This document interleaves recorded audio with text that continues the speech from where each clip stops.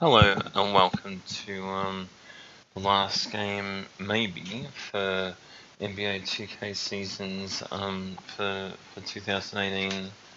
Kinda. I may have another season, I don't know. So basically, Milwaukee need to win, and I'm having like the Premier League instead of actually the normal NBA, and just having a league of 14 games for the Eastern Conference and the Western Conference. So basically, Milwaukee will win if they win this game against the Nets, and they're only 2 of 11, the Nets. So basically, this is like a big kind of easy game for Milwaukee to show off how they're the best team for me in the NBA 2K seasons, 2018 season, and like they've kind of been alright in the NBA, so it's alright. Yeah, so I haven't really done the points per game as like I usually do, kind of this year, but I've tried to do all the actual field goal percentages as good as I can, like how they should be. And yeah, and basically Milwaukee's kind of won, and obviously the defense isn't quite how it should be, but it just makes it fun then, so it doesn't matter. But I said, yeah, so.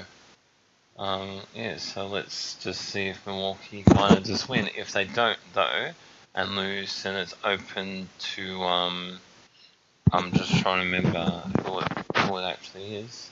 I think it's open to maybe Minnesota Timberwolves, so it's been all Minnesota somehow. Kind of, because I think Milwaukee is maybe Minnesota as well, but said, yeah, that's just how it's happened, and obviously Minnesota's better at the moment to be in the playoffs as well. So, okay, on to the game.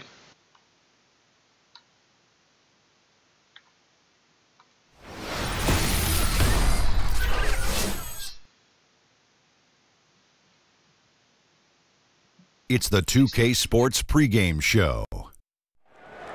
Hey, Ernie Johnson here, and I'm joined by Kenny the Jet Smith and Shaquille O'Neal.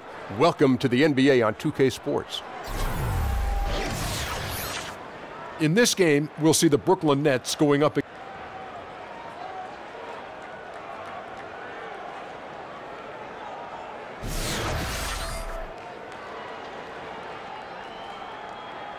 against the Milwaukee Bucks. Well, for the Bucks, they're currently holding on to the best record in the league. Not the conference, the league. They've been head and shoulders above the competition this season. Really powering through this last leg of the season, Shaq, this late in the game, are there any final adjustments that the top teams can make before the playoffs start? Yeah, you got to polish up your rotations. And if the guys absolutely need rest, give it to them, Ernie. Take a nap like this. Take a nap. He's really sleeping. I see. He's really sleeping. As long as he doesn't snore, he is really legitimately sleeping. It's amazing. He mentioned it, fell asleep, just like that. He's got, everyone has a different mental state, as Shaq just showed. And for the playoffs, you have to have a really good one. And there's a lot of sleeper teams in the playoffs still left. And I have a sleeping bunch here. Back to you, Kevin. I'm kind of tired, too.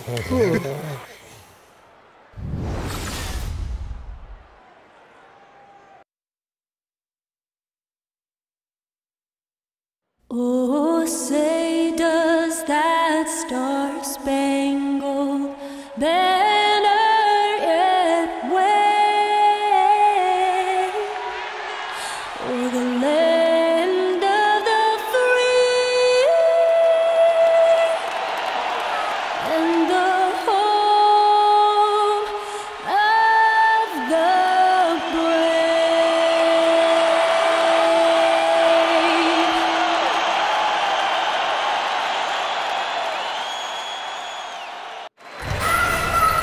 And a stirring rendition of the Star-Spangled Banner by the terrific Linda Lynn, getting us ready for NBA basketball here on 2K Sports. Along with Greg Anthony, Brent Barry, and our sideline reporter David Aldridge, this is Kevin Harlan. Back to the road tomorrow as this is the final game of the Nets homestand. They're getting their first look of the season at the Bucks in this one. Last year, they were humiliated in their matchup, losing every game in 4 tries. And now, before we get to the tip-off, let's find out what Kenny Atkinson had to share with our David Aldridge. David. Thanks, Kevin. Well, it's the first meeting of the year between these teams, so he told me today is mainly a feeling out process, trying to identify strengths and weaknesses. We'll see how quickly they get a feel for this opponent. Kevin? Thank you, David. We have two teams that love to score out of the post, but they need enough space, Brent, to do it. What's the strategy here? Sometimes it's not just about the space, Kevin, but it's about the timing of the cuts. When a guy has a post-up opportunity, if the defense is looking at that post-up player, if you move at the right time, you can really create some incredible space for that guy, not only to score, but to sometimes find cutters who sneak behind the eyes of the defense.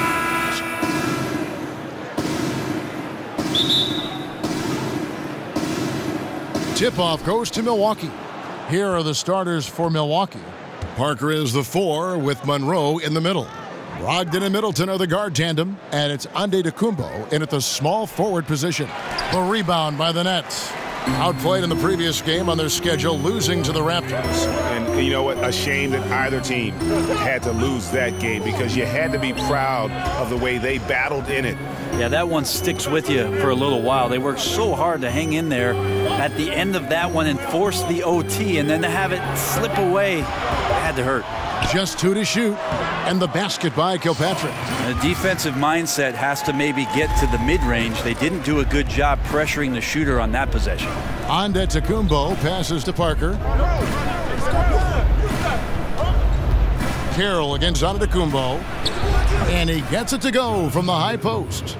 I like how Giannis buries that mid-range shot right there. The D's got to be a bit better than that. Booker with the screen for Lynn. The dish to Booker. Shoots over Brogdon. Second chance shot, and the layup good by Mozgov. And this is what happens when you fail to block out. Defensive rebounding just as important as causing the miss in the first place. Screen by Parker. Brogdon kicks to Parker. And a great assist by Brogdon as that one goes in. Parker's got himself going there, his first points of the game on the deep ball. Outside, Lynn. There's the pick. He feeds it to Carroll. Booker is screen on Parker. Carroll kicks to Lynn. Lets the 3 fly. The shot, no good. So Milwaukee will take it the other way. They defeated the Wizards in their last game. And anytime you come off the bench, you know your role. And that night, it was about scoring. Well, good collective team unity. Everyone pitching in, so trying to win for one another. That's a good thing. Wonderful defense, staying active around the rim and then really putting the shooter in a tough spot. Middleton left side. Brooklyn with the rebound. Yeah, the defense cannot afford to be that lazy. You got to be up on the shooters at all times, especially at the mid-range. Booker against Monroe. And yes, it's good. Booker's got his first points of the night. And how about the unselfishness of Carroll? You know, he's not hunting shots, just making winning plays. There's the pick. Middleton dishes to Parker. Sinks the three-pointer. Parker's got 6. There's a chance he could go for a big game if they don't D him up on the perimeter. Lynn with it. Last time out he had 38 points.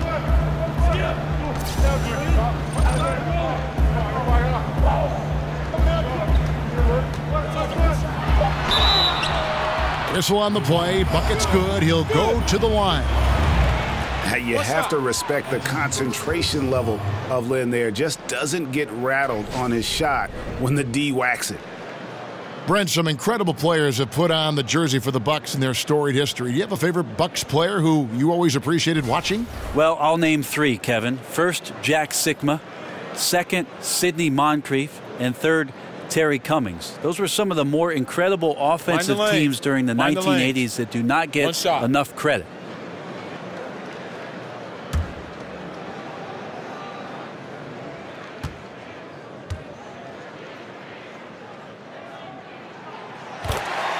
And the Nets adding their own G League affiliate, the Long Island Nets. Yeah, and the Nets franchise originally, remember, based in Long Island. So nice to have that homecoming. And of course, with young talent development, so critical for this Nets organization. Having that minor league team in close proximity, very valuable.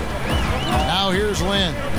And we know he can score. He's averaging around 21.5 points a game. Pass to Kilpatrick. Back to Lynn. Picked by Mozgov. And the basket by Kilpatrick. Kilpatrick's got his second basket. Oh, nice screen. Really a poor defensive reaction and the obvious result. Yeah, when you fail to get over the top, more than likely that jumper is going to go down. Now here's Parker. He's coming off a 16-point game against Washington. Well, I think he was especially impressive on the glass. The defense had no idea what to do with it. And the ball goes out of bounds. Last touch by Mozgov.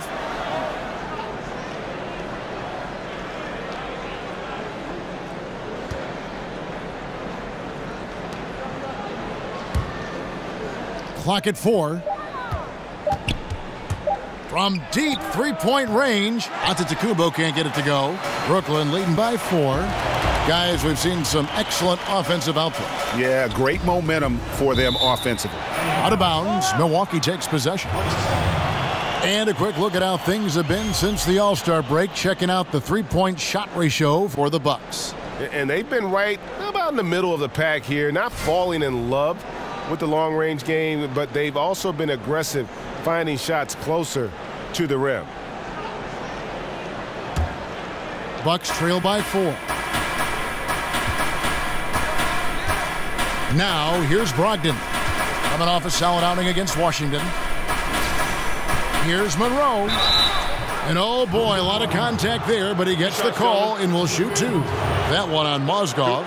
So close to the end of the year now. Some teams a lock for the playoffs. Others have dropped out completely. But for those bubble teams, Brent, talk about the emotions they're dealing with right now. Well, it's always interesting how it is that organizations see their opportunity as possibly making the playoffs and thinking about whether or not they're going to continue with what they started, and that is developing young players, finding their way into the 6th, 7th, or 8th seed if that's something good enough. If they want to do something with their roster. So playoffs or bust is not always what a team is looking to do when they begin the season.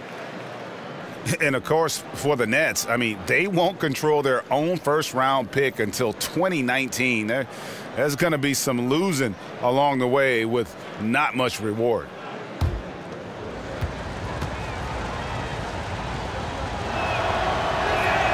And the second free throw, good. And Greg, the Nets trading away the better part of a decade worth of draft picks when they went all in back in 2013 and 2014. Yeah, going for vets like Darren Williams and Gerald Wallace, Paul Pierce, and of course KG.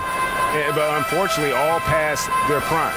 That team only able to get to the second round, and boy, what a heavy price to pay for so little success in the postseason. And so it's Milwaukee with it.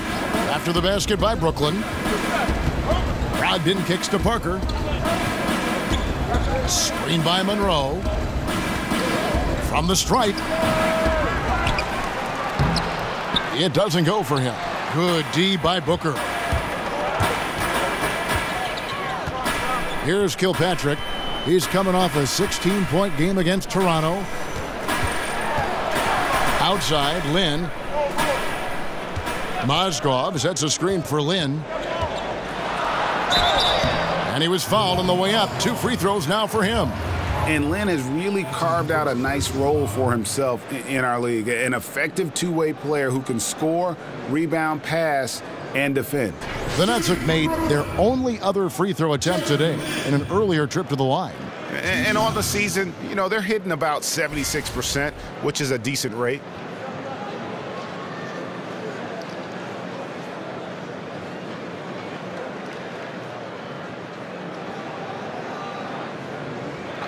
Two shots.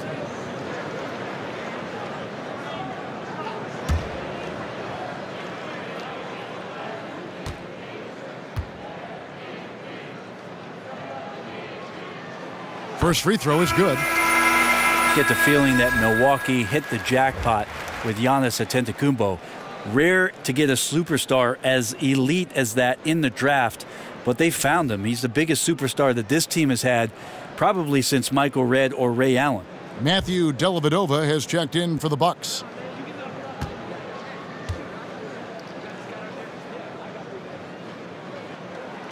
So 1 for 2 that time at the stripe. And Brent, for the Bucks, the team knows they need to build around Giannis Antetokounmpo, as he is a once-in-a-lifetime talent. Well, the front office does have an idea of just how good Giannis is right now, but what he can be, and it'll be interesting how they decide to construct the roster. A lot of these guys are versatile and very, very long, and so that's problematic for the teams that are going to play against. The development has to come from within. This team could make a long playoff run if it does. The shot by Carroll, no good. Well executed, great rhythm. You've got to finish that one. Well, it's like Thanksgiving out there, carving out space off the screen. Just couldn't complete the play. Not too much respect shown to him by the defenders. Lynn kicks to Carroll. They set the pick. He dishes it to Mozgov. Over Parker. Mozgov's shot is off. The Bucks trail. Parker, a screen on Lynn. Dellavedova, that's good. Dellavedova's got 5. Well, for a guy who really struggles inside the three-point line, Dellavedova with a nice move there. Outside, Lynn kicks it to Carroll. Feeds it to Mozgov. Shoots over Monroe. Mozgov with the bucket. And the Nets lead by 1. And this is what it's all about, guys. The competitive spirit, the energy that we're seeing. This one's got the feeling like it's going to go down to the wire. And if it does, as evenly as these two teams have played here, it's anyone's guess who's going to come out on top. Here's Monroe. After the basket by Timofey Mozgov. Here's Brogdon. Here's Parker. And a great assist by Brogdon as that one goes in. And that's 10 points for Jabari Parker. Well, the O looks unstoppable tonight, especially because of that guy. He's just torching them. And the first timeout called of the game for Brooklyn. Right, you were known for a lot of stuff. Great passing was one of them. Also known as an exceptional shooter. Of all the guys you played with, who is the best at setting you up for a score? Wow, I think my years playing alongside Gary Payton in Seattle, he drew so much attention, Kevin, with his ability in transition, of course, that patented spin move of his, and then his great ability as a 6'4" guard to post up, especially on that left block, drew a lot of double teams, and that opens up shooters on the weak side. That's where I happen to be. All the great point guards see the floor so well. They know where everybody is, don't they, Brett? And the best ones, Kevin, you're right. The best ones are the ones willing to pitch the ball ahead. That's when you really have something special.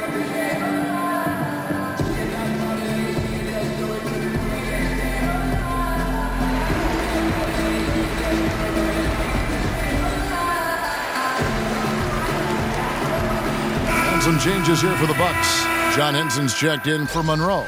Maker comes in for Jabari Parker. And Tony Snell subbed in for Malcolm Brogdon. Here's LeVert. Taking a look at his stats, he's averaging around 7.5 points a game. Hollis Jefferson passes to Russell. Will not go. This is off the front iron. The Bucks have gotten 7 of their first 16 field goal attempts to go down here in the first. You know, watching Giannis and how he's able to score out there, he isn't really a consistent shooter from deep. Well, I think what's fascinating, Kevin, is that he's dominating the game from basically around 16 feet into the rim. And with that kind of length, that's basically one step around the defender, and all of a sudden he's a threat to score or do some damage with the pass.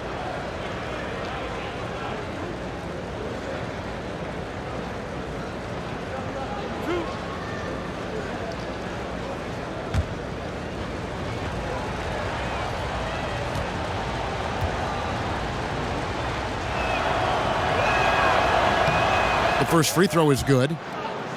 The amount of production that Giannis gives you in all aspects of the game is probably the most head-scratching, astounding part of his play. Points, rebounds, assists, block shots, run the floor. What else do you need, Kevin?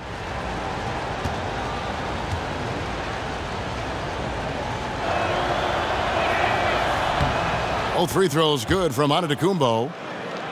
Thinking about the all-around impact of Giannis Antetokounmpo last season, he would finish in the top 20 for points, top 20 in rebounds, steals, and blocks.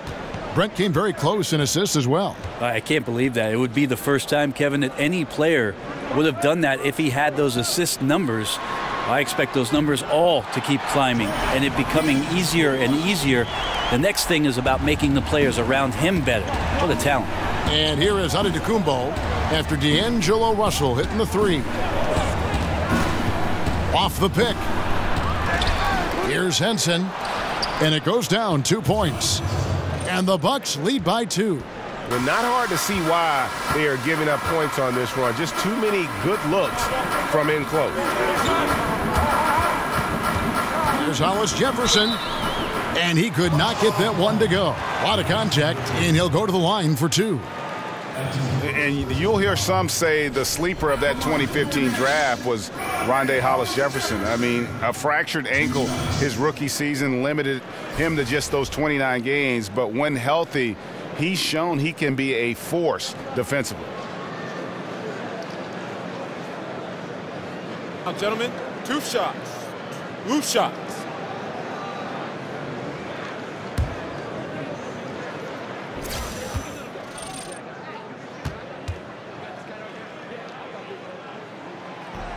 And he makes the first. And Greg, what separates Hollis Jefferson, do you think, as an NBA defender? Physicality, quickness to go along with anticipation. I mean, with his pressure D, he's able to suffocate perimeter players and rack up steals. And don't forget versatility. He's a guy that can guard multiple positions, and that's a huge asset for any team. So he gets them both. So it's the Bucks now. In the corner, it's Maker. Shoots the three. The shot, no good. The Nets go the other way with it. Just doing the job on the backboard. Outside, Russell. Picked by Mozgov. Russell dishes to Crab. Just 5 to shoot. Here's Hollis Jefferson. Oh, man, gotta love that pass there. Couldn't ask for a better one. To the middle, here's Maker, and the dunk by Maker. Incredible that Antetokounmpo has grown the way he has as a leader for the ball club. He wants to make his teammates better, and you can see that with the way he passes the ball. Now, here is Russell.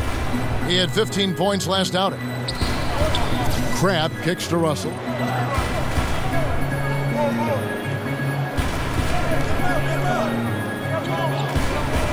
They set the pick.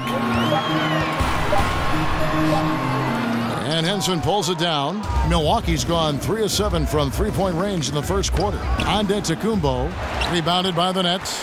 Well, I'll tell you what, he's going to buy himself a ticket to the bench. If he keeps shooting it like that, he has been putrid here this quarter. And a terrific use of the floater, unguardable really, because you can't do anything defensively to stop it. Here's Antetokounmpo after the basket by Brooklyn. And the size and length of Mozgov, a big factor. Hard to convert when he's there. And Russell gets it to go. And when the D is this non-existent, it's pretty easy for shooters. Fishing with dynamite. And here is Antetokounmpo after D'Angelo Russell hitting the three. Look at the big fella working on that possession. He knows how to fend guys off and get those rebounds. Bucks trail by 5. Guys, they're looking for a way to score here. Yeah, they've had a tough time taking the lid off. Well, a big reason why Dellavedova is out there is because he can see who's available. Mozgov a screen on Antetokounmpo. Picked by Mozgov. Crab from long range. And again, Brooklyn with the triple. Oh, nice screen. Really a poor defensive reaction and the obvious result. Yeah, when you fail to get over the top, more than likely that jumper is going to go down. And so it's the Brooklyn Nets with their lead standing at 6 points here at the end of the quarter. They're pounding the ball inside, and that's where they've gotten their best production tonight. We'll return shortly.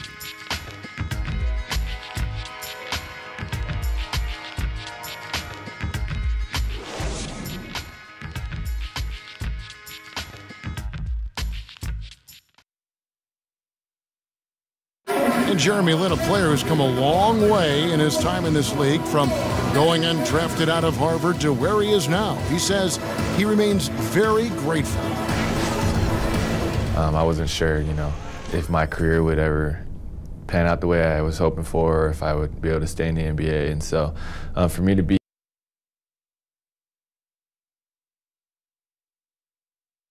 here playing, to be able to know I'm going to play in the game, in an NBA game, it's just, it's pretty cool. Well, in a game filled with some pretty big egos, there are also guys like that who are living the dream in their own very grateful way. Lin has certainly seen the highs and the lows. And Kevin, not everyone's a superstar and certain of their future. Sometimes you get to be a superstar for a brief moment in time, but this game has a way of humbling people, even those who started out humble, like Lin. All right, the second quarter beginning in just a moment. And taking a look at the Nets' performance here, guys, what jumps out to you, stats-wise? Yeah, getting an early boost from the bench, that's been the difference here so far. Well, a good coach always optimizes his rotation, and in the first quarter, he did a great job of that. Russell and LeVert in the backcourt. Hollis Jefferson is out there with Mozgov. And it's Crabbe in at the 3 spot. That's the Nets 5 as we get into the second quarter. Maker kicks to Dellavedova.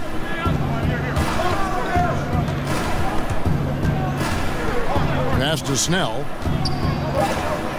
Shot from free-throw range. And it's another Milwaukee shot right there going in. You're not going to see him miss too many from there, just a handful to defend.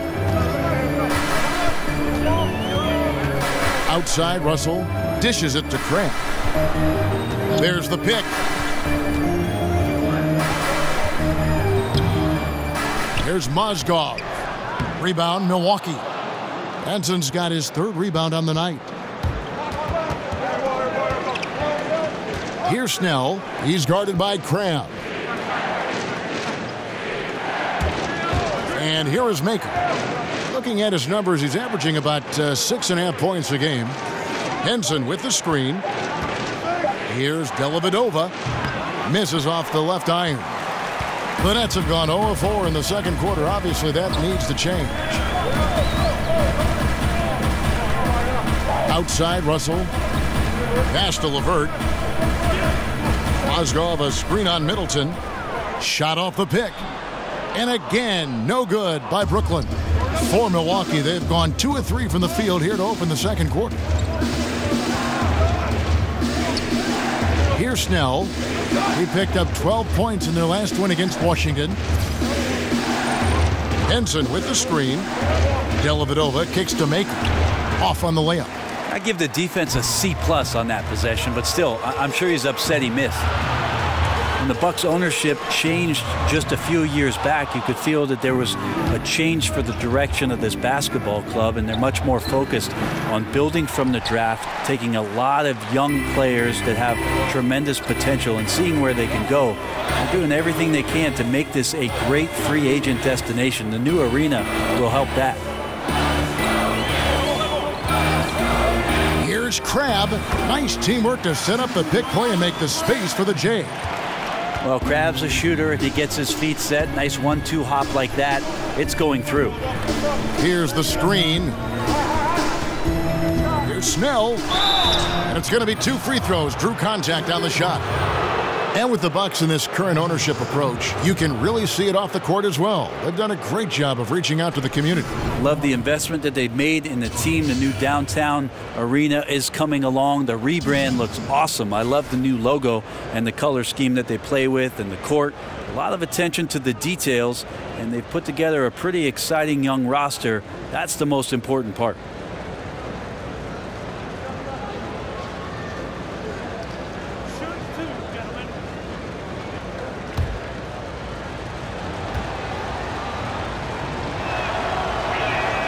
That's good from Snell. And over the course of the Nets franchise history, some interesting decisions. I mean, back in the 90s, they came very close to changing the team name to the Swamp Dragons. I think I'm just going to leave that one right there. Looking at who's out there now for the Bucks. Monroe's checked in for John Henson. Parker comes in for Thon Maker. And Malcolm Brogdon subbed in for Matthew Dellavedova. So, Greg, how close were the Nets to being the Swamp Dragons anyway? Well, it needed a unanimous vote of all the teams to change it, but there was one vote against it. The Nets themselves voted against the change, and they had 7 owners who rotated voting duties, and the one on deck got cold feet. And 2 shots coming up at the line as he gets fouled on the shot. Well, Tony Snell getting a chance to play as a consistent starter last season. Again, a classic guy at the 2-guard spot where you want him to defend and hit some threes, and he made the most of his chance last year with the Milwaukee Bucks.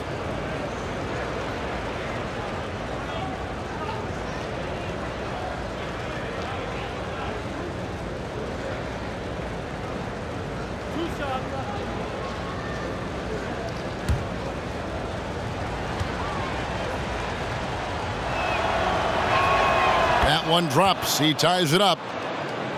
And for Snell, with his usage and minutes going up, he responded with better efficiency as a player. He was much better from deep and from the floor overall last year, Kevin, settling into the role as the off guard for the Bucks, and he just looked much more comfortable shooting the 3. And they now lead as the free throw drops for him. Brooklyn's gotten a success rate of just over 50% from three-point tonight.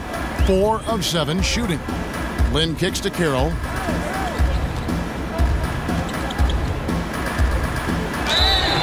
So he gets the whistle. Contact on the way up, and 2 shots coming up. And really, the first 3 or 4 seasons of his career, DeMarre Carroll was kind of a fringe rotation player. I think once his three-point shooting took form in Atlanta, that's when his value as a player skyrocketed. For Brooklyn, they have only 1 missed free throw. They've had 5 attempts and made 4 of them.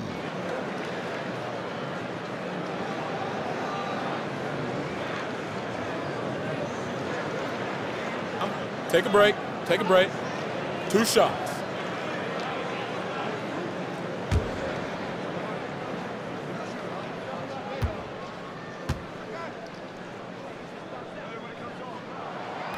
And that one falls for Carroll. And for DeMarre Carroll, able to hit the 3, but it all starts for him, Greg, at the defensive end. Yeah, he can be an intimidator on that side of the ball, and with his lockdown mentality defensively, he only needs to provide complementary scoring to be a key contributor. So he gets them both. The Bucks trail. Brogdon the pass to Parker. Screen by Monroe. Brogdon with it, and it's Lynn picking him up. Here's Parker, and the Bucks miss again. Well, I like the shot selection. I don't like the shot result. Won't happen much. Here's Kilpatrick. He has 7. Lynn kicks to Booker. There's the triple. Offensive rebound, Nets. Kilpatrick passes to Lynn. Here's Kilpatrick, defended by Middleton. Back to Lynn. From deep. Offensive rebound. A nice shot by Booker. And the Nets lead by 3. I like the physicality there on the glass on full display. Great at hitting the boards and then capitalizing off the second chance opportunity. Parker, a screen on Carroll. Clock at 6. Screen by Monroe. Here's Snell. And they turn over the 24-second buzzer, signaling the shot clock violation. Let's check out some of the best shooting teams out there. The Bucks second. So patient on the offensive end. I mean, they're not going to force shots, and it's that selectiveness that's yielded such an impressive field goal percentage. Now Lynn, and the pass to Kilpatrick. They set the pick. Baseline J on the way. Hollis Jefferson, the shot, no good. Bucks trail by 3.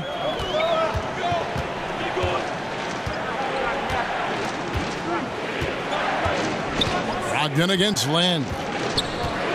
Brogdon kicks to Monroe. That's short off the rim. I didn't see that miss coming. I mean, he's usually been money from that range. Brogdon against Lynn. The rebound by Brogdon. And forcing the miss there, he just knows how to pressure you defensively.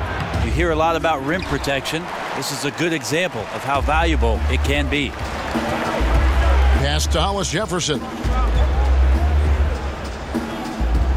The feed to Booker.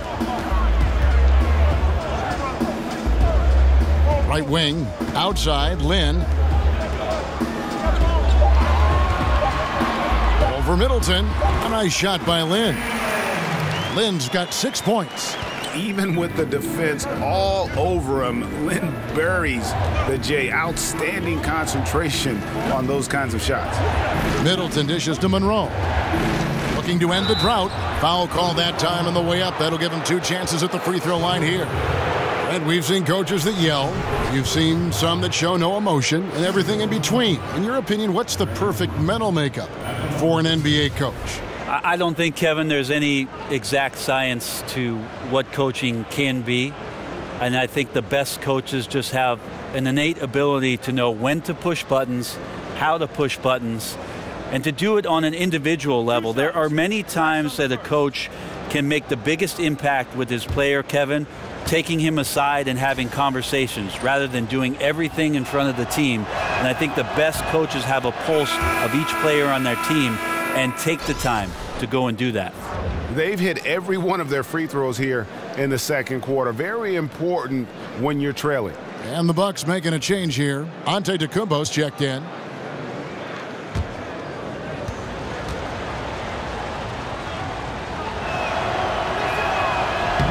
And so Greg Monroe nails both of them. Well, Greg Monroe is pretty good down there in the paint, but he's got to work on becoming a lockdown defender on the interior. Kilpatrick passes to Lynn. Down low, Booker. Yes! And a nice assist from Lynn. 6 points for him. And they keep hammering away at him inside, forcing the ball into the paint. Brogdon kicks to Parker. 13 feet away. Offensive rebound. Here's Monroe. Laid in with a nice touch off the glass. Monroe throwing his weight around down there on the inside. Important that he stays aggressive. Here's Booker, and the dunk by Booker. Ooh, that's as forceful a finish as you're ever going to see out of this guy. Well, gee, it adds now to their lead in spectacular fashion. And to me, this is why they're winning, guys. Unlikely players stepping up huge against a defense that's really nowhere to be found. When the guy is capable of so many things like that on the offensive end, anytime you lose sight of him, he's got a huge advantage. There's the screen. Here's Kilpatrick, defended by Middleton, controls the rebound and puts it back up and in. And the Nets lead by 5. And folks, he did not luck into that one. He knew just where he wanted to be to grab that backboard. And so he earns a trip to the line. Official saw the contact and he'll shoot 2. Well, Monroe not tall, but he is wide and not afraid of getting hit on those kind of shots. He's made 3 of his 4 free throw attempts in the game.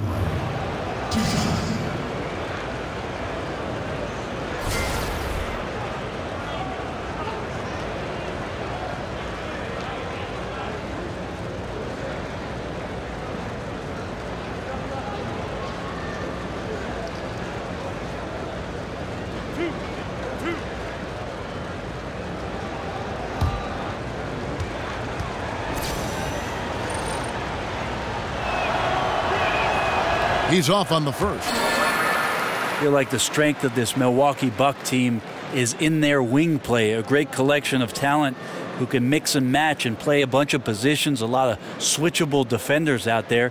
And most of their scoring production comes from that wing position. He's off on the second. And Brett, with the Bucks, they are a team that can mix and match with all their options on the perimeter. Well, the Bucks most night have an advantage, certainly on the wings, with Giannis out there and how versatile and awkward he is to play against. Jabari Parker and company, that's a lot of the scoring load from the wing position along with Middleton, and they score at an efficient rate. They'd like to get a little bit more shooting. That could make them devastating offensively. Yeah, way too much standing around in this quarter. They should look to get it inside for more high percentage chances. The Bucks have been shooting right around 75% at the line, 9 of 12 so far. Crabs checked in for Brooklyn. Matthew Dellavedova has checked in for Milwaukee.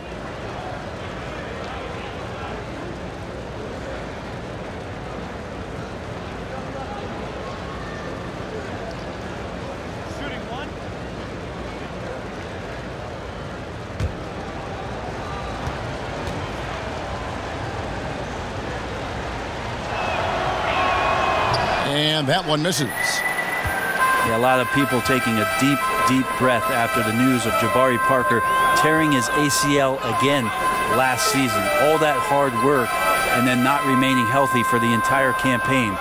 He'll be back. In the pass to Kilpatrick. Three-pointer. Rebounded by the Bucks. Monroe's got his 4th rebound in this one. No doubt he's struggling right now from the field. Let's see if he can get it going this quarter. Now here's Antetokounmpo. He's guarded by Cram. Parker with the steal. It's Brogdon on the wing. That drops, and it comes off an assist from Parker. Brogdon's got it all tied up now for Milwaukee. And for Brooklyn, they're shooting at 44%, pretty reasonable. And for Jabari, the hard part is that it's the same knee he tore as a rookie. Yeah, that is tough, Kevin, but with the medical staff and with the results that came from Jabari Parker's first injury and how he got himself back into great playing shape and then played with confidence, I have no doubt that Jabari will be back on the floor and doing the kind of things that are expected of him. The Bucks have gone 9 of 13 from the line. And how about as a group, 80% on the season, one of their best attributes.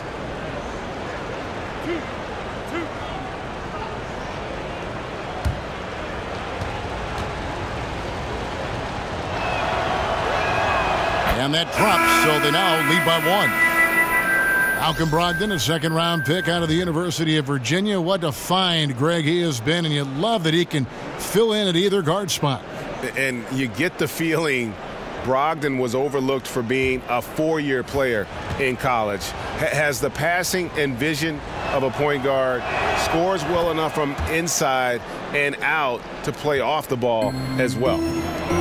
Last season, Malcolm Brogdon, one of the bigger surprises out of the rookie class. Well, Malcolm Brogdon ends up becoming the Rookie of the Year as a second-round draft choice. Amazing to see how comfortable he played through stretches of the Milwaukee Bucks season last year. A good passer, never seemingly getting himself out of control, Kevin. That's some good heady stuff from a rookie. No one covering. Russell's got his 3rd bucket of the night. Yeah, masterful job by Russell with the height and shiftiness to kill you off the pick.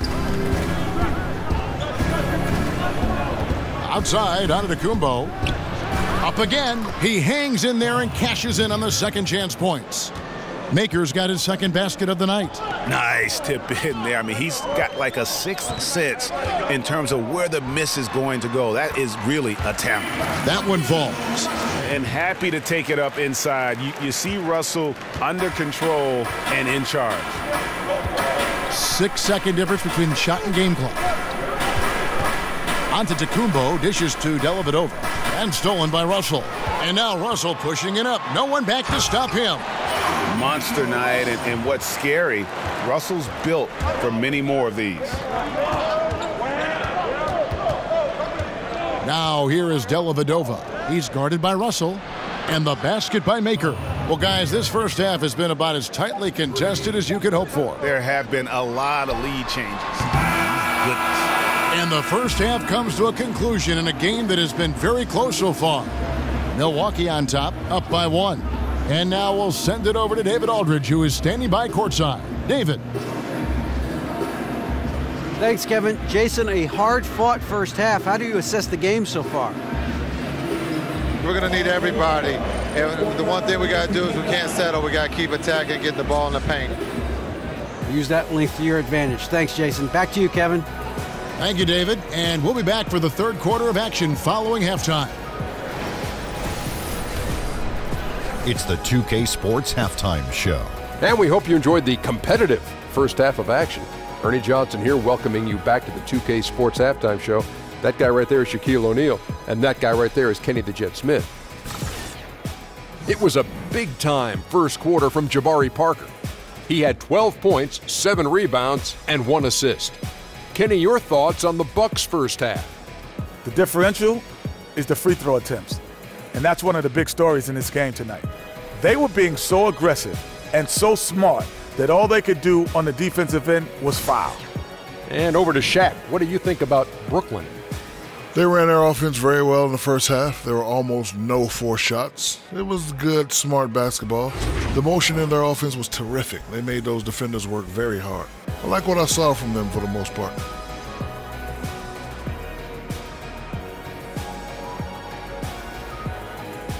And that wraps up the halftime show. Third quarter set to begin in just a few.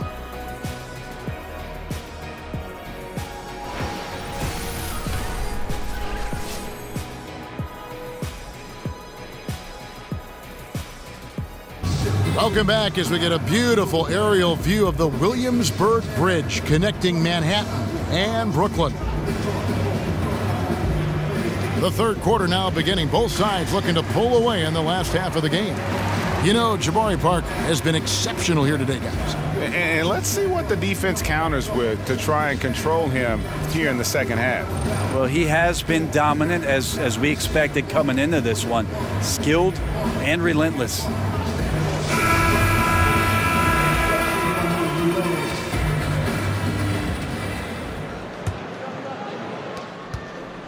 Brooklyn trailing, getting underway in the second half. Here's the 5 for Jason Kidd. Giannis and Parker, the explosive forward pair. Brogdon and Middleton are the guard tandem, and it's Monroe in at the center position. Inside, Mozgov takes the assist and lays it in. Picked out the pass nicely. And the towering presence of Mozgov, most effective doing damage inside. Parker outside, screened by Monroe. An easy layup after coming off the pick. 14 points for Jabari Parker. As we approach the fourth quarter, still anyone's ballgame. Yeah, neither team able to create much of a cushion. Here's Lynn. Count the basket and the foul. That one on Monroe. And Lynn is just fearless, always looking to get as close to the bucket as he can. Brent, the stretch 4, the 3 and D players, specialties that have emerged over the years. Any other specialties you see becoming a trend? The one that I see as a trend, Kevin, right now is the redefining of the 5 position. To think about guys like Porzingis, Embiid, Karl Anthony Towns, Anthony Davis, being able to stretch a defense out at the 5 position all the way out to the 3-point line. We're redefining what it means to be a center in the NBA. I'm sure there are traditional guys that see that and just can't believe what they're watching. Huh? Guys out there that big and hitting shots. Yeah, most of those old guys will take back to the home, Kevin. Just enjoy it while you can. There's a good screen. Parker kicks to Antetokounmpo. And the dunk by Parker. Your small forward stays active like Jabari Parker did that time down low. You'll get second chance opportunities. Lynn with it. He's got 9. Picked by Mozgov. Mozgov sets a screen for Carroll. 6 on the shot clock. Brooklyn needs to get off a shot here. Lynn's shot is off. And they haven't been able to turn it into a big lead, but their rebounding advantage is starting to add up. Monroe with a screen on Carroll. Antetokounmpo kicks to Parker. His 3-pointers off the mark. Well, it's like the defense has a bunch of matchbooks in their hands right now, playing with fire. You were fortunate that somehow he misfired on that one. Middleton left side. Shoots from 12. Mozgov grabs the board. Mozgov's got 7 rebounds in the game. Carroll with it, now guarded by Antetokounmpo. Booker the pass to Kilpatrick. Good, and a nice assist from Booker. Kilpatrick's got 9 points. Wow, what a pass there. He made that a very easy basket with that setup. Screen by Monroe. Ring shot on the way. And that one goes long. That's a shot he's got to hit. You don't get many looks better from that range. Unloads from 9. Again, the Nets for 2. They're finding lanes to the hoop now with consistency. 5 buckets in a row from the paint. Brogdon kicks to Monroe. Here's Kilpatrick. 9 points in the game so far.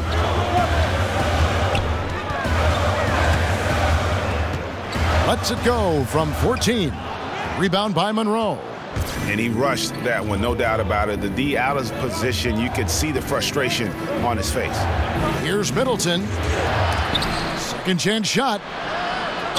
And he got the whistle, so he'll have a 3-point play opportunity. How about the strength of Monroe that time, getting the shot to go even through the contact. And it'll be his 4th time going to the free throw line in the game. Rondé Hollis-Jefferson, he's checked in for Trevor Booker. The Bucks also with the sub. Tony Snell's checked in for Chris Middleton.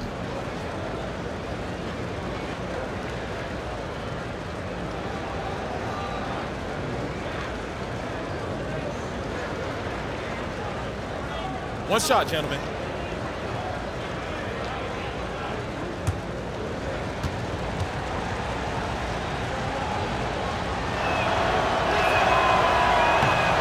And that one falls for Monroe.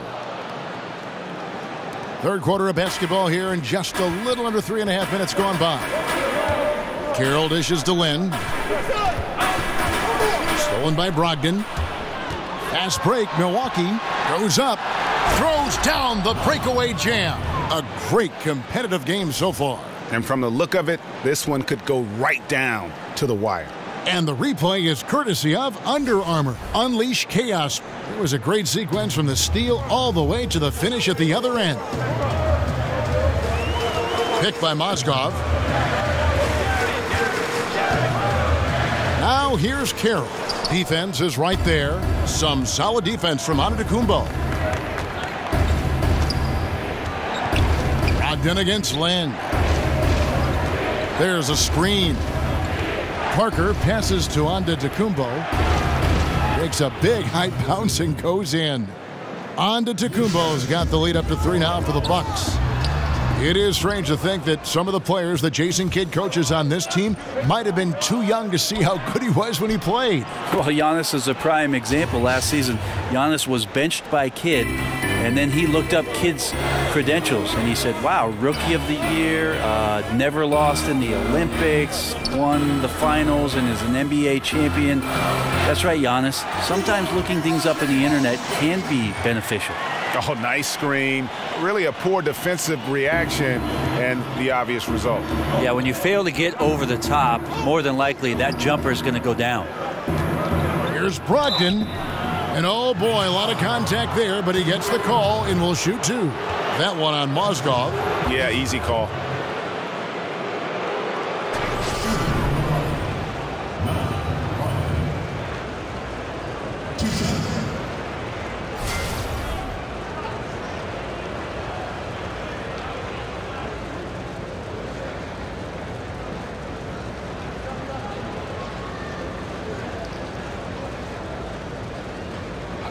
Two shots.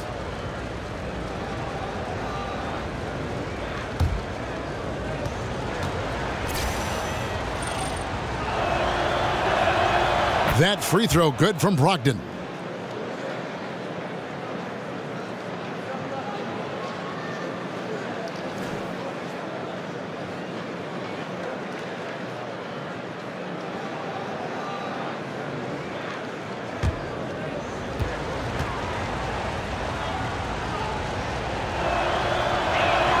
And so he hits both. Well, he talks so much about rhythm from the field. How about a rhythm from the free throw line? That looks good. Guys are looking for a spark here. Yeah, a cold stretch offensively for sure. In the pass to Kilpatrick. Picked by Mozgov.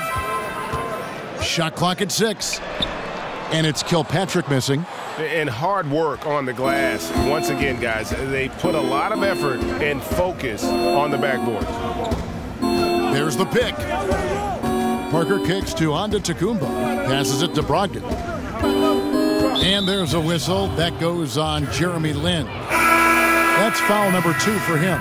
So for the Nets, Alan Crabb comes in for Damari Carroll, and D'Angelo Russell subbed in for Jeremy Lin. The Bucks also with the sub. Dellavedova's checked in. Parker, right side. Screen by Monroe. Parker's shot is off. Well, he got off to a terrific start from the perimeter, but in the second half, he can't seem to build on that early success. That's how you set up your teammates, done with a little bit of flair. Outside, Antetokounmpo.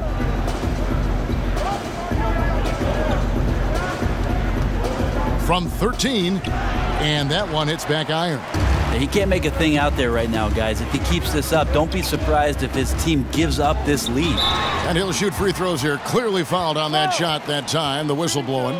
And there's the foul against Milwaukee. Yeah, and with this increased aggressiveness offensively, Russell's shooting more and more free throws. And for D'Angelo Russell, the former number 2 overall pick in 2015 out of Ohio State. Greg, in your opinion, what makes him so special as a prospect? I think it's all about his skill level. I mean, the league loves players who can handle, pass, and shoot. And he can do all 3 at an elite level.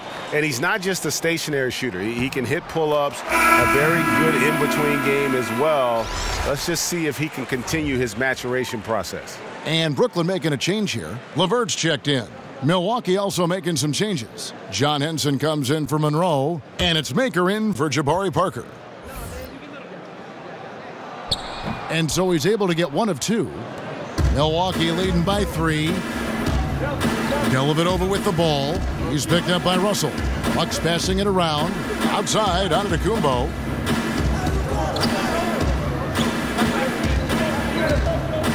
And it's a defensive 3-second violation.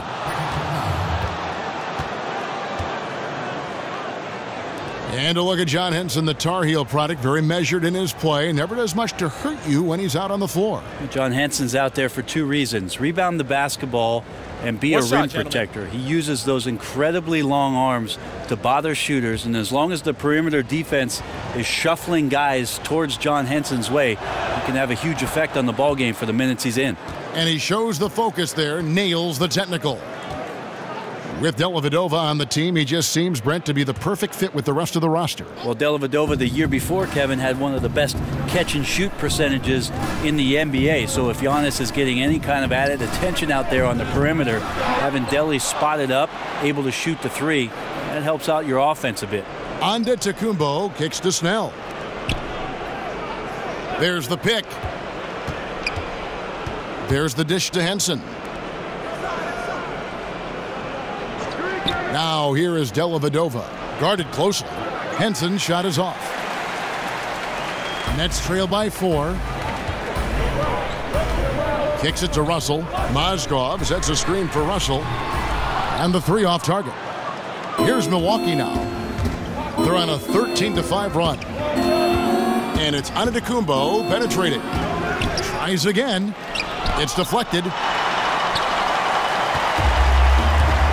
Now, here is Russell. 15 points in the game. Screened by Russell. And Henson sends it back. Well, Henson's an explosive leaper and really active on that play. Foul call that time on the way up. That'll give him 2 chances at the free throw line here. And look now at the various locations of the shots taken so far for Antetokounmpo. And the three-point game stands out as a major sore spot. It just has not been falling for him. I think at this point you start to get away from that shot. Try to engage in other parts of the offense. You don't want to hurt your team if that long ball isn't there. 2 shots.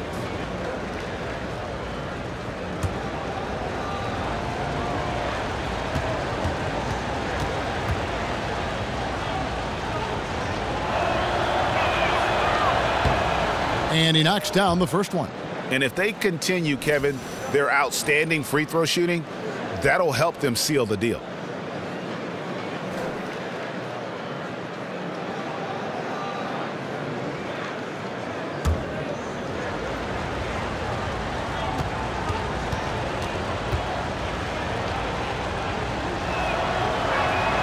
He's perfect from the line this time. Nets trail by 6. Russell kicks to Mozgov.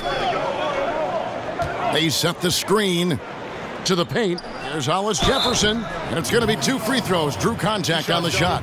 And here's a look at some numbers for Antetokounmpo. Since the All-Star break, he has been superb, averaging 25 points per, 7 assists, and 8 rebounds. They're loving how he's running the show here. His sensational passing really breathing life into their offense. Something in the coach's playbook here where the schemes fire on all cylinders. When he is in the game, a great conduit for them offensively. He knows where everyone is at all times. No good on that one.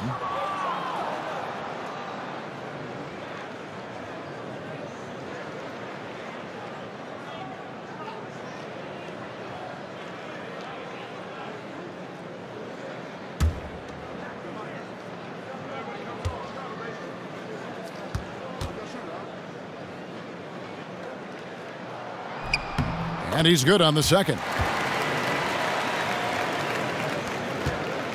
And it's Milwaukee's ball. They're on a 15-6 run. Trying to break that ice-cold streak. And here is Crabbe. He's got 5. To the left wing. Fires the 3. Milwaukee with the rebound. Maker's got rebound number 5 here tonight. Lets it go from 14. Pulled the shot a little left, but the bounce goes his way. That's a pretty sweet touch there shown by Antetokounmpo. The D cannot relax when he's got the ball, especially in that spot. Mozgov passes to Hollis Jefferson. And didn't do anything fancy there, but didn't need to. Nope, his only concern right now is getting the points on the board. And I don't mean style points. Now, Antetokounmpo, he's got 10. Fires at the elbow. Antetokounmpo can't get that one to fall. That's a shot he's got to hit. You don't get many looks better from that range. LeVert, and he dunks it after the pick frees him up. And how about the execution on that play? The screen was set up in exactly the right spot. And the finish wasn't too bad either. Yeah, it's funny how you see so many picks, but this one sets up the defense well. No one rotates over. Bang. Now that we have the chance to show you the teams in the top of the NBA in steals this year. In 4th, the Bucks. You can't get careless with the basketball against this group. I mean, they'll pick your pocket, and no surprise to see them in the upper echelon as far as steals. Shoot 2.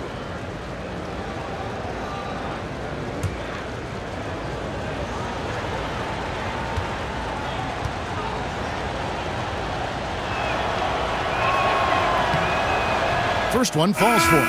You hear the coaches talk about Giannis and his drive to be great. And he continues to add something different to his game every year. And Brooklyn making a change here. Booker's checked in. Chris Middleton's checked in for the Bucks.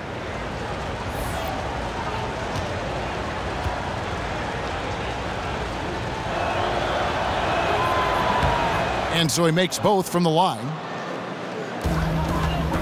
Nets trail by 5. Russell passes to Hollis Jefferson. Back to Russell. To the inside. Stolen by Middleton.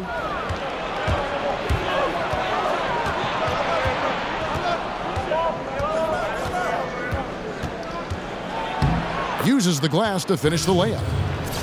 Middleton's got the lead up to 7 now for Milwaukee. Well, Chris Middleton recognizing the transition opportunity and taking off down the court to get ahead of everybody. They set the pick. Pass to LeVert.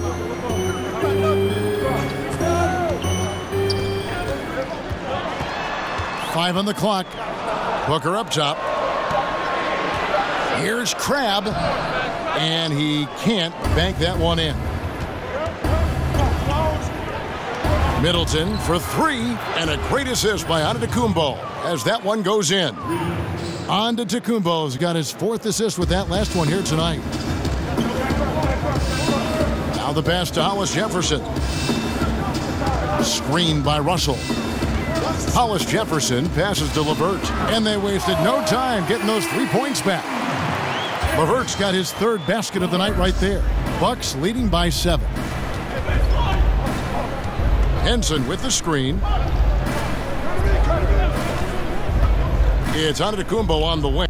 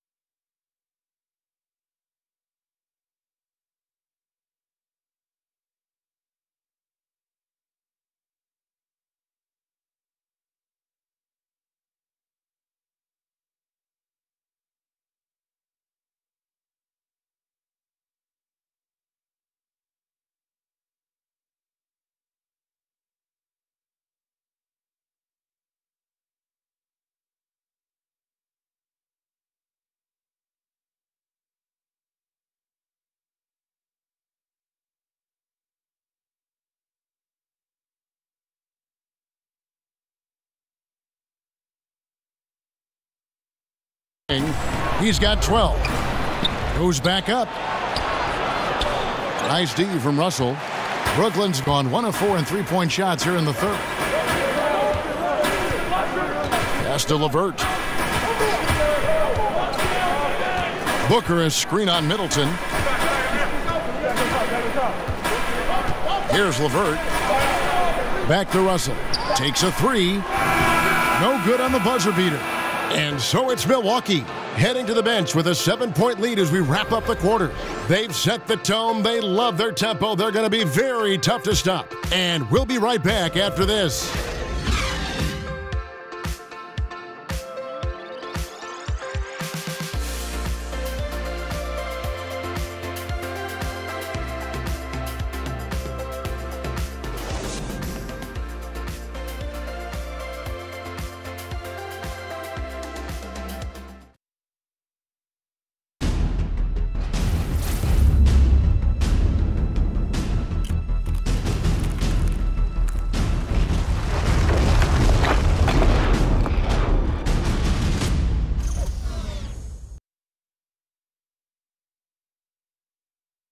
And now a sneak peek into the huddle with Coach Jason Kidd. One possession at a time. No offensive rebounds, and help and talk to each other on defense. Defensive rebounding, a big emphasis for Coach Jason Kidd, and something he'll obviously continue to harp on. Well, I mean, that's the thing. If you start giving it up on the offensive glass, very few good things are going to happen to your team, and that becomes really deflating. Welcome back. 4th quarter action starting up.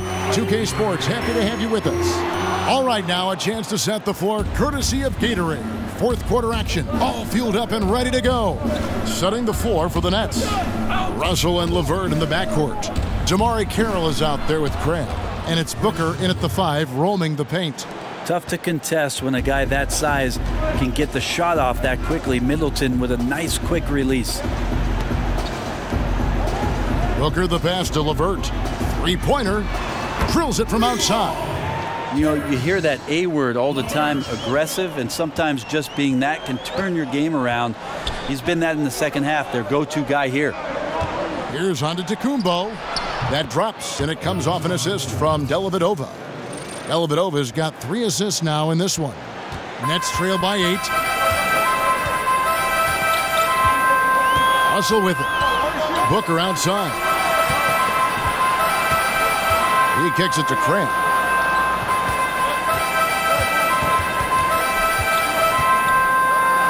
And he's fouled pretty hard on that shot, but he's got the chance to pick up the points at the line. And being primarily a 3-and-D guy, Crabb's opportunities at the line can be rare, but great job of drawing the foul there. At the line number 2.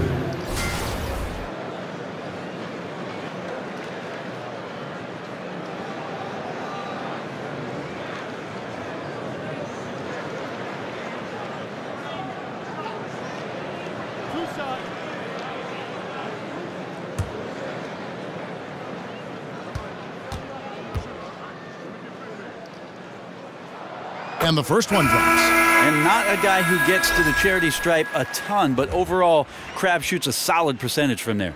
And some changes here for the Bucks. Monroe's checked in for John Henson. Parker comes in for Thon Maker. And Brogdon subbed in for Matthew Dellavedova.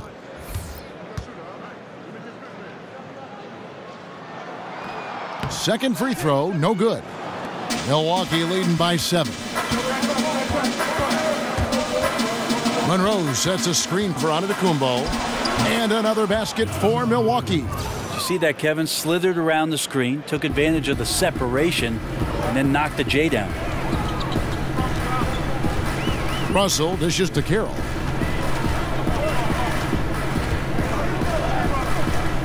Booker a screen on Antetokounmpo. Here's Crabb, and a lot of contact on that one, so he'll shoot 2 here. It goes on Giannis Antetokounmpo.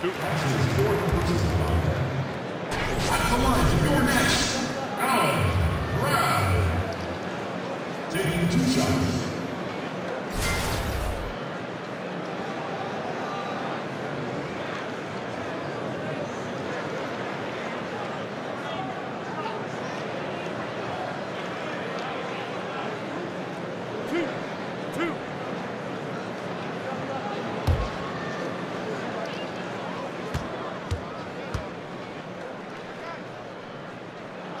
That's good from Crabb.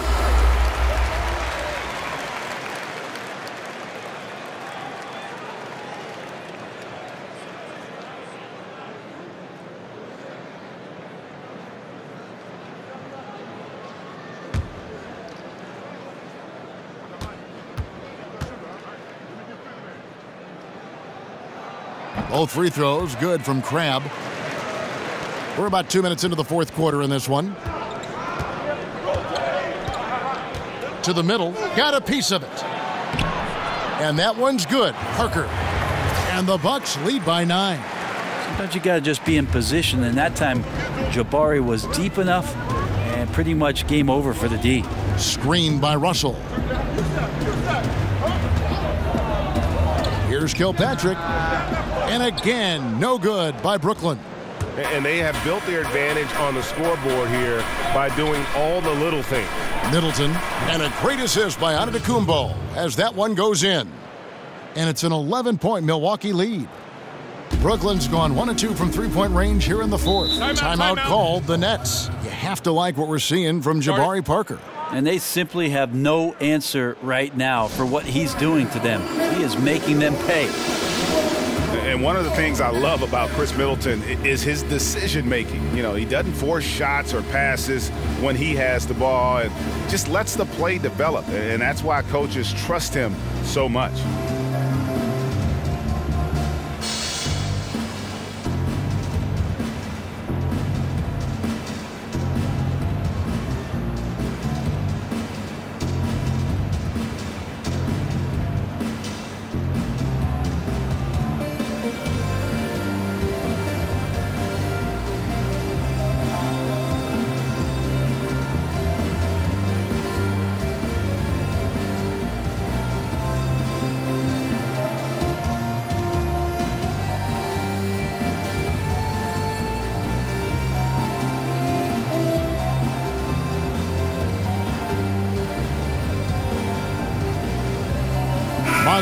He's checked in for Brooklyn. Jeremy Lin comes in for D'Angelo Russell. He gets a chance now to catch up with the fourth member of our crew, Hall of Famer David Aldridge. Kevin, during that last break, I heard Kenny Atkinson talking with his team. He was begging them to step it up. He said, we've got to make the move now, or we're going to be out of time and out of luck.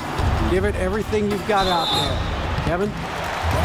And with Middleton and his decision-making, it's true for both his scoring and his passing. For the amount he facilitates, he has great efficiency. Low turnovers, solid field goal percentage, and his passing gets better every year.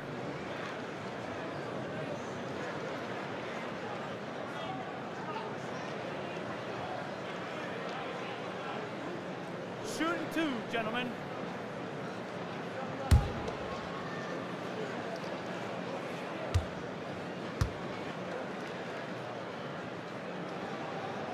And he knocks down the first one.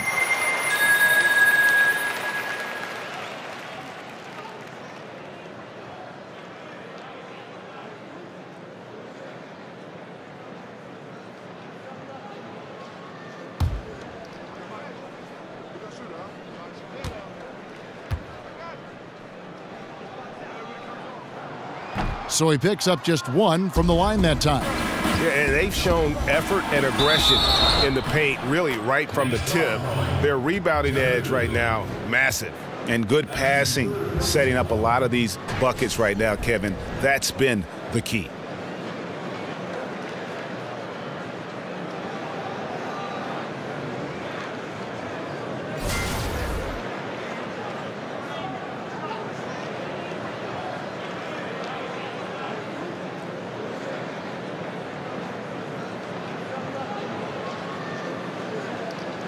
One shot, gentlemen.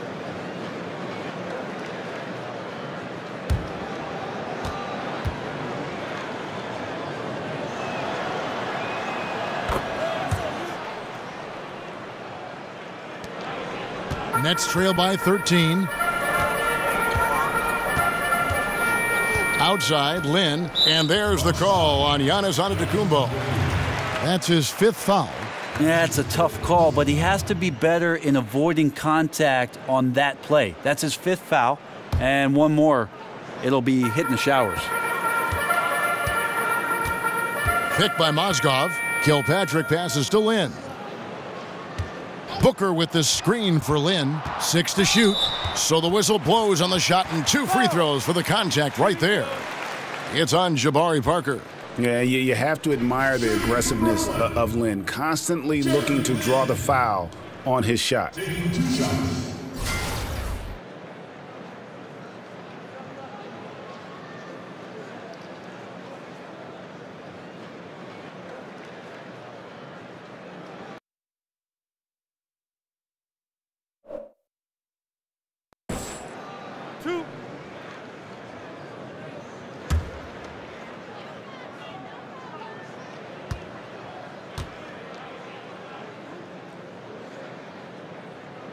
And the first one drops. Brent, when we look at some of the classic rivalries between teams, they don't always look as emotionally charged nowadays. Is there a way you think to get that back? Well, the first thing I do, Kevin, is not try to manufacture anything. The second thing I would avoid is please don't bring up the Lakers-Celtics rivalries in the 80s. And the last thing I would make you conscious of is the fact that, look, players are moving around so often that it's hard to get years and years of the same matchup with the same guys on the roster. Now, look, accept the competition for what it is, and if we get another one where teams are facing one another more often, then let's enjoy it for what it is. Brogdon kicks to Antetokounmpo, and Antetokounmpo slams it in. Antetokounmpo with a great read there in the screen and roll. He knew exactly when to back off the pick. Kilpatrick passes to Lin. And so he earns a trip to the line. Official saw the contact, and he'll shoot 2. Shooting for Brooklyn, Jeremy Lin. At the line for 2.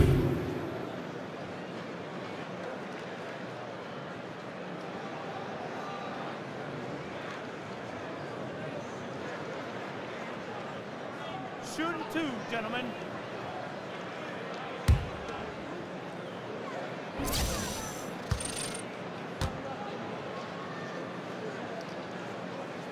And that one falls for Lin.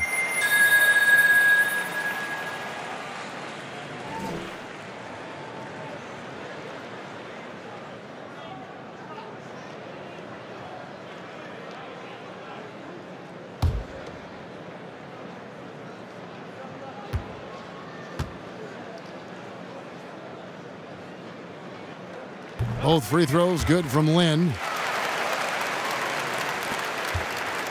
Milwaukee leading by 11. Here's Antetokounmpo, and a great assist by Brogdon as that one goes in. Brogdon's got assist number 5 here tonight. The Nets have gone 1 of 3 from the field to start the fourth quarter. They set the pick. Kilpatrick passes to Lynn. Booker is screen on Parker. Lynn dishes to Booker. 6 to shoot. Pick by Mozgov. Over Monroe. And the shot falls short this time. The Bucks have gone on a tear here in the fourth. They're 8 of 9 on field goal attempts in the quarter. And Middleton kicks to Monroe. He feeds it to Antetokounmpo. Screen by Monroe. The putback. He hangs in there and cashes in on the second chance points. And he's now got the double-double. 10 points and 12 rebounds. Here's Kilpatrick, defended by Middleton. Kilpatrick passes to Booker. Up top, Lynn.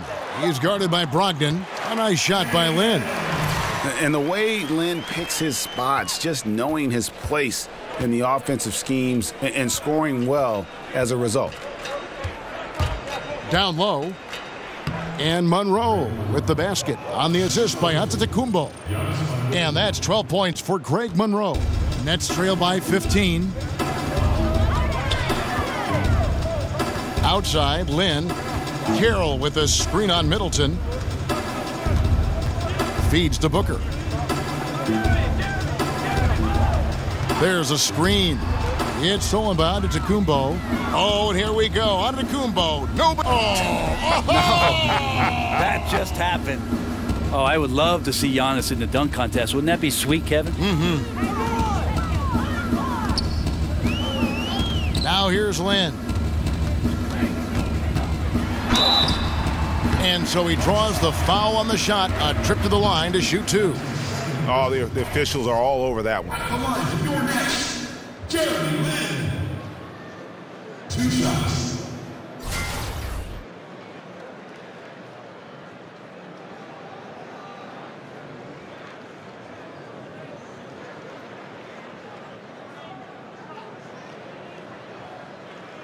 Shooting 2, gentlemen.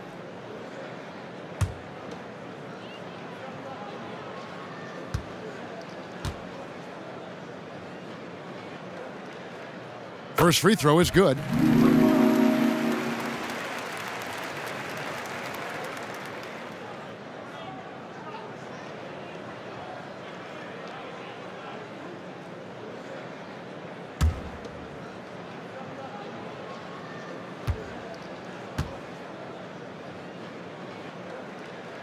Both free throws good from Lynn. Bucks leading by 15. Monroe with a screen on Lynn. Here's Brogdon. Solid play in the low block, and that one's good. Brogdon's got 5 points now in the quarter. Oh, nice screen. Really a poor defensive reaction and the obvious result. Yeah, when you fail to get over the top, more than likely that jumper is going to go down. Near the three-point line, it's Booker. And the Nets miss again. Yeah, bad shot there. Trust is lacking. You got to be willing to make the extra pass. Yep, just too anxious to try and make something happen out there. This is about the team, not about you.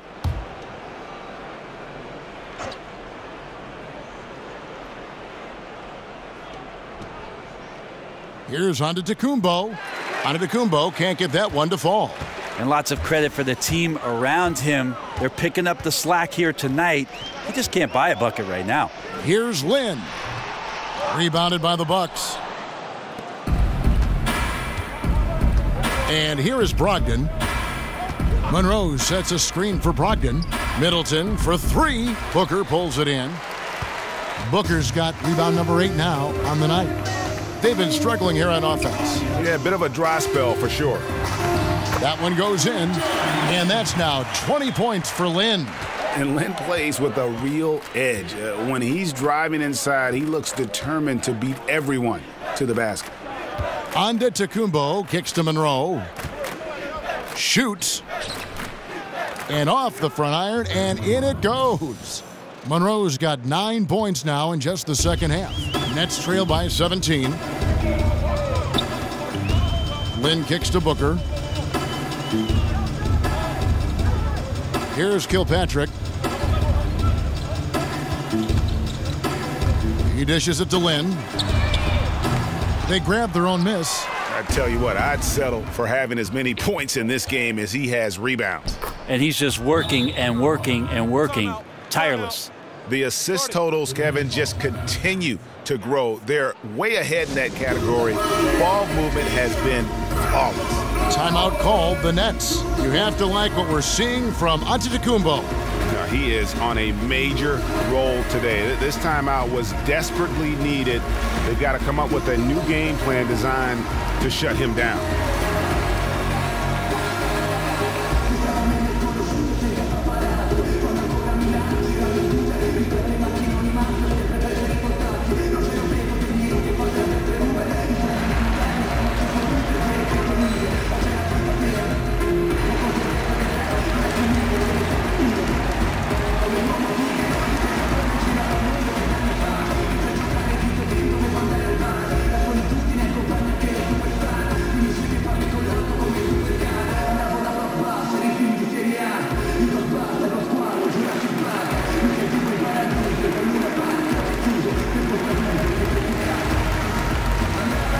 Presentation of our Jordan Player of the Game, Giannis Antetokounmpo.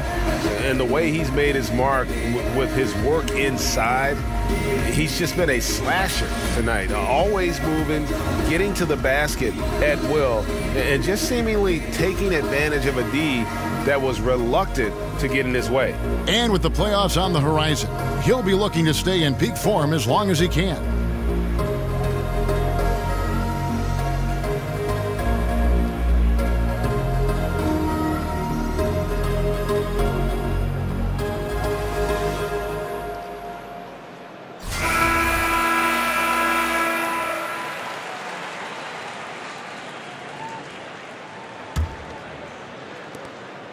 Nets trail by 19.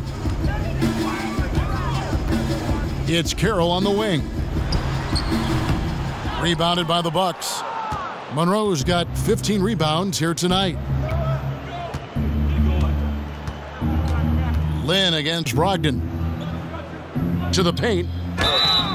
Fouled in the act of shooting. A three-point play chance coming up. Well, we've seen that movie a few times, haven't we? An easy bucket in the paint.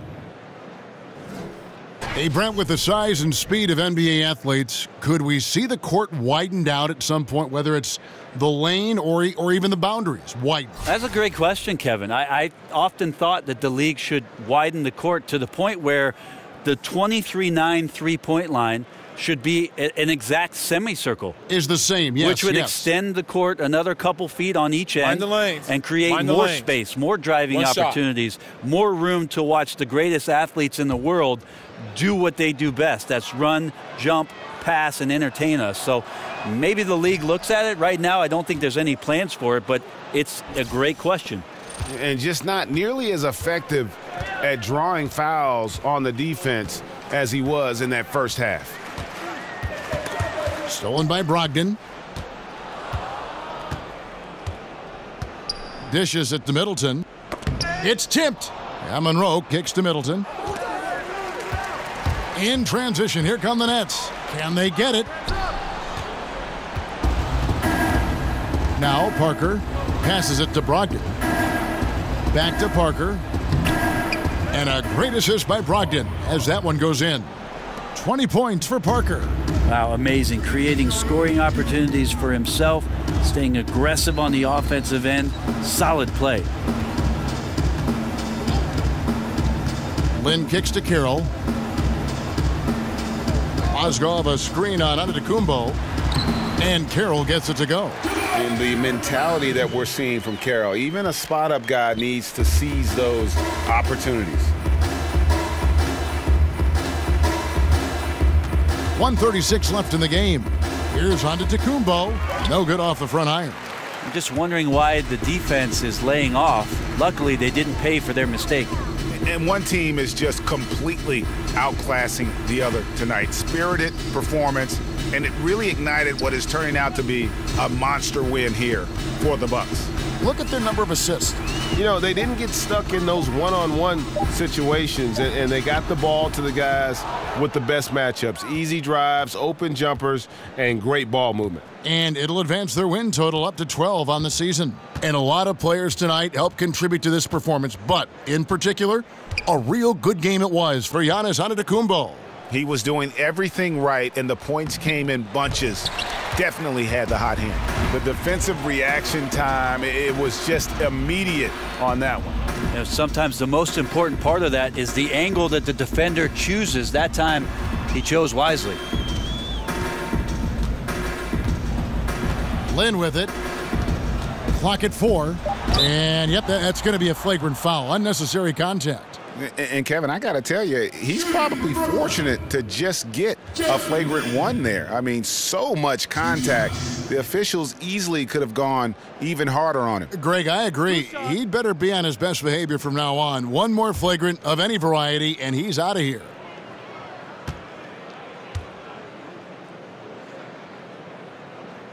And he makes the first.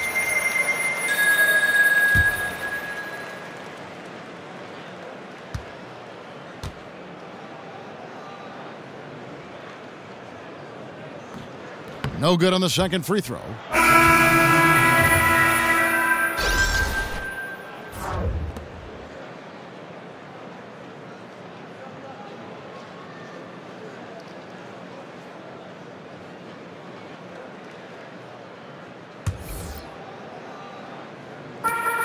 .29 seconds left in the fourth quarter.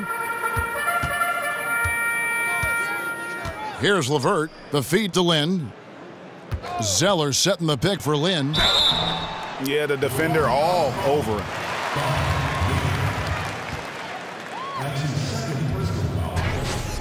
At the line to your next, Jeremy Lin. 2 shots.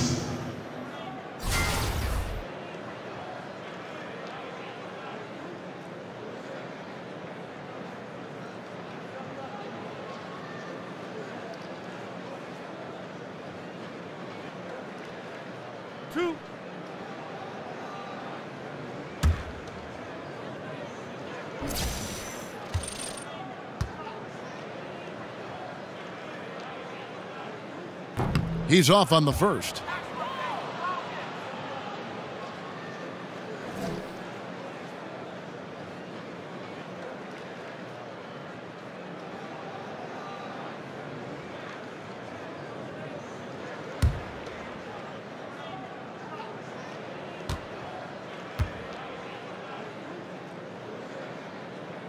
And he sinks the second. Here's Brogdon.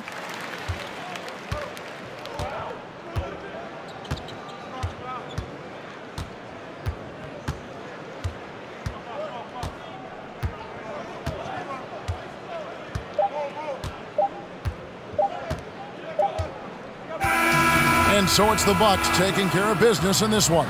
This one was over well before the final buzzer. The fans were waiting for something to get excited about, Greg, but they never got it. They sure didn't. I mean, they just rolled to this win. They made it look really easy. What an efficient performance at both ends.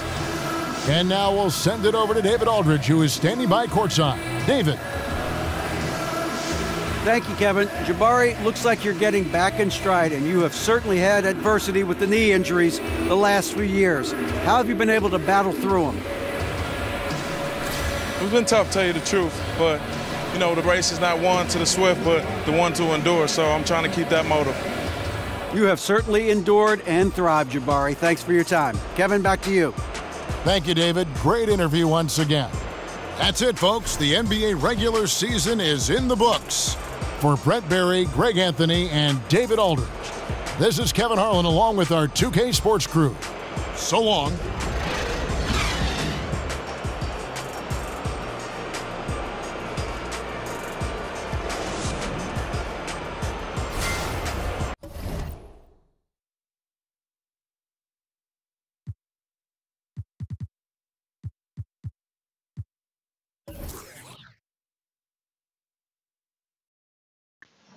Okay, let's look how this game was won or lost. So, basically, Milwaukee had more field goals on that they got, and they had 2 more 3-pointers, so that's 2 points, and they had the same amount of free throws. So it's basically mostly the actual higher field goal percentage.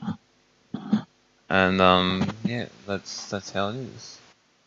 And I just want to say something quickly. With true shooting percentage, it should be basically, so for this, I'll try and work out the true shooting percentage at the moment for Milwaukee.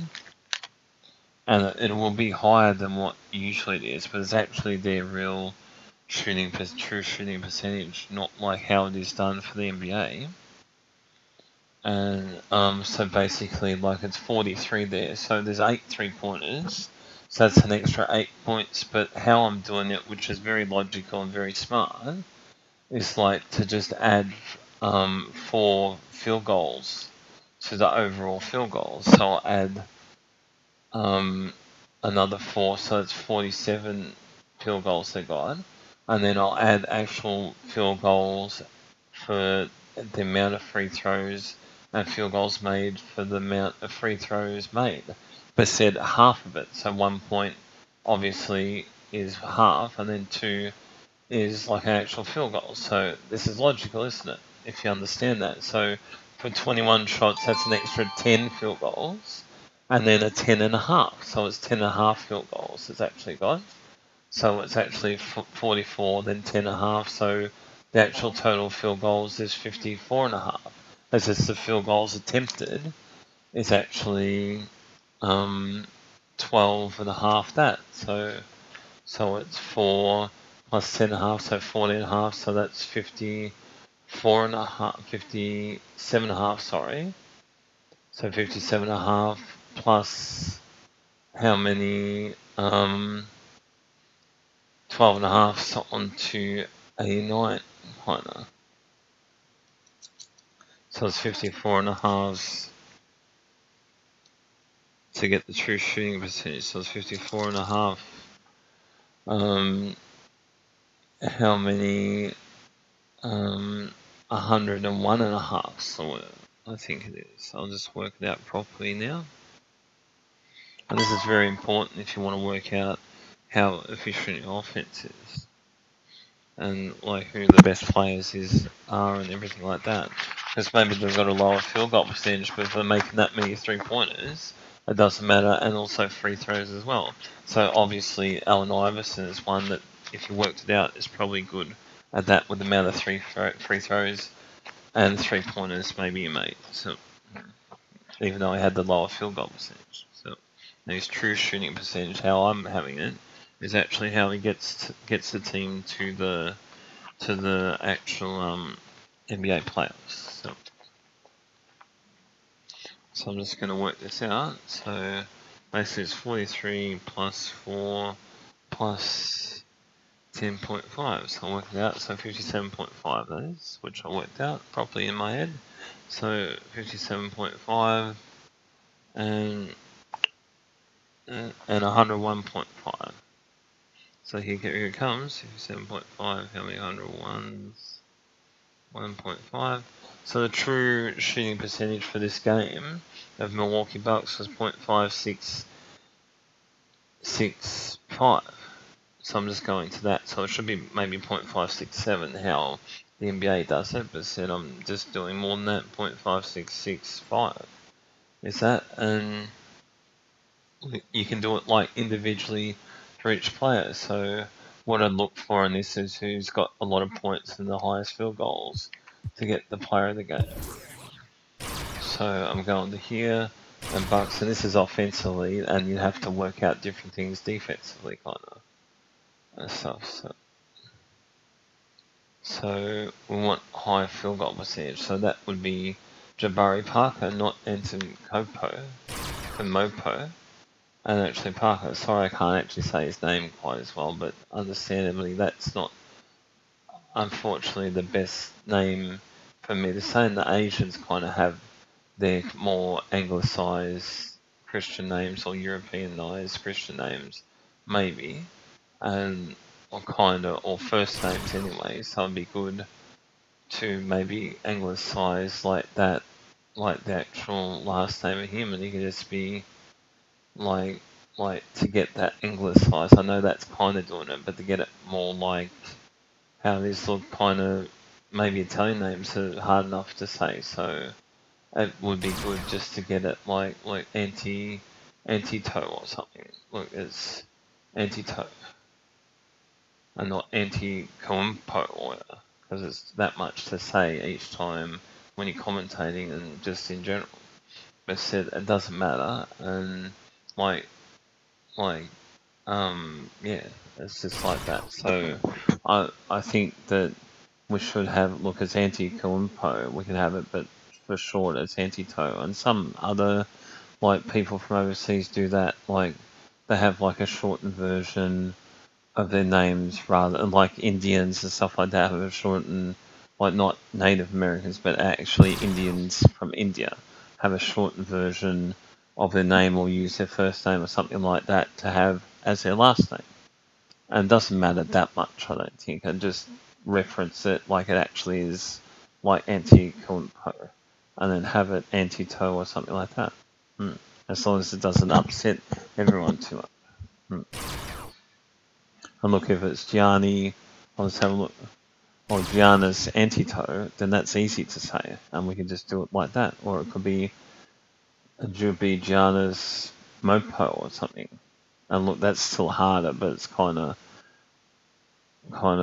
whatever we could do. So look, and here's Mopo with a big jam, or anti-toe with a big jam, and not here's anti-compo with a big jam, because you have to do that too much. So it's fine. And there's nothing much I can do about it. So, and look, here's Jabari Parker with a big kind of jam. Like, it's easy that. And look, Jabari's kind of good enough and stuff here. So it's like, yeah. But so anyway, on to other things. So I think Jabari Parker basically got the field goal percentage and got the 3-pointers. He didn't get that many free throws, but said his true shooting should be the defining factor, like how they won. I agree Monroe was kind of right, but said Jabari Parker is basically offensively how they won. And look, he's plus 20, so he's the reason why it's plus 20. I know he's kind of plus 20 to Brogdon, but said it's like Jabari Parker is basically more to do with the plus 20 than anyone else. And this is how we need to kind of work things out. Like, in this game, like the field goal percentage was mainly the defining factor, and he's kind of got the field goal percentage that much. So my player of the game goes to Jabari Parker. Not worrying about the fantasy points or whatever, just worrying about what actually won the game. And look, you just have to go to like the points of the game as well then. Yeah. And obviously his true shooting percentage will be really good as well. And look, he got 2 steals as well, so that should count for something. And look, that should count and add to the true shooting percentage, kinda, like maybe 50%. So that's like an extra basket, that, so it'd be more. And assists, I'm not as sure about what to do with, but the steals and stuff, that should add to more. And the blocks maybe only like 0.25 or something. And the turnovers, obviously, that's like to not have a shot, so that could be worse, that kind of. But it's just to work it all out, and then have maybe the true shooting percentage and like the overall shooting percentage, offensive with including defense or something, until we understand that.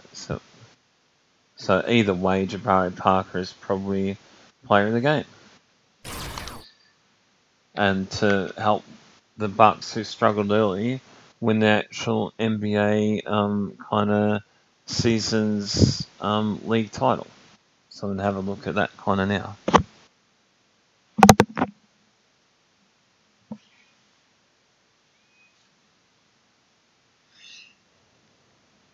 And like, I could have shown a lot of games, but I've just shown the ones, and they actually got to last week. And yeah, and it still was up for grabs. So I'll just show how that is possible now. and I'm just struggling at the moment. So it's a bit comedical. I do all that kind of. I'm having problems using this, like instead of a mouse, if it was a mouse, I wouldn't have that many problems.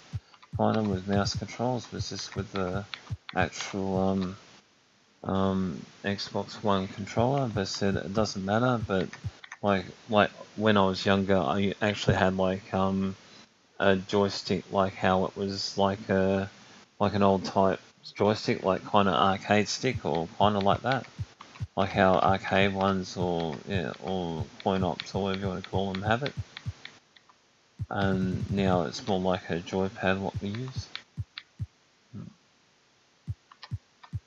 So I go to standings and just conference.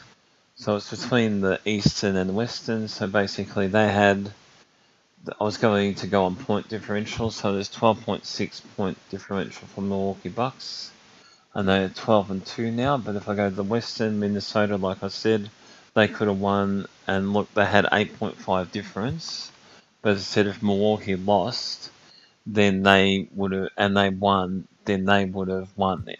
So Milwaukee just need to win, and they've won now. Even if Minnesota win, they have got less point differential, so they can't really win, kinda, and it's too much to make up, kinda. And it's just like that, and it's like fair for both the teams to play, and like because it's only a 14-week league, it's only like the teams in the conferences that they're playing, so they're not actually playing each other to define it or to decide it on that. And it's like that. But so you can see other teams there kind of played well, so they were kind of in it. Toronto, which is like good this season, Boston, Miami, and Cleveland. They said Toronto and Boston, Miami were the main ones that were still in it for a while, and Denver somehow, New Orleans, and Golden State. And Golden State actually got maybe the best point differential, but got too many losses to actually matter, unfortunately, for them. So, and look, there's OKC there as well that were in it for a while as well. So my official 2017-2018 league has actually gone to the Milwaukee Bucks this season for NBA 2K seasons, and that's a wrap. Okay, see ya.